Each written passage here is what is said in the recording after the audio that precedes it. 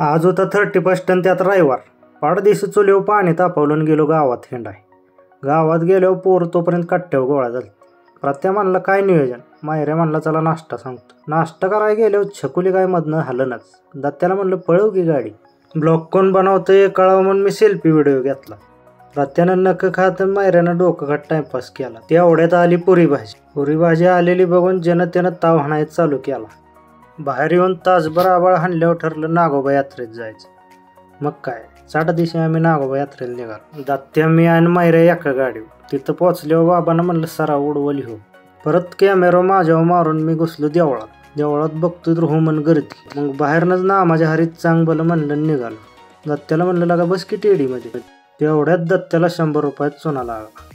पुढं बैलाच्या बाजारात आलो. आगा काय बैल होता. मग मायऱ्या बैलापासनं काय हालनाच. मायऱ्या बैलाच्या मालकाकडे गेला आणि म्हणला पाहुणं बैल कोणा जाऊ. पाहुणं म्हणते गायचा. ह्यो जो काय ऐकून दत्ता म्हणला जातो मी घरी. माघारी जाताना एक बाबा भेटला. बाबाला म्हणलं का हो बाबा.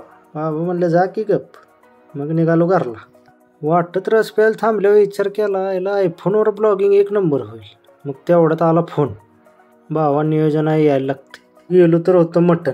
आता खात नाही म्हणून मी आपलं बघत बसलो.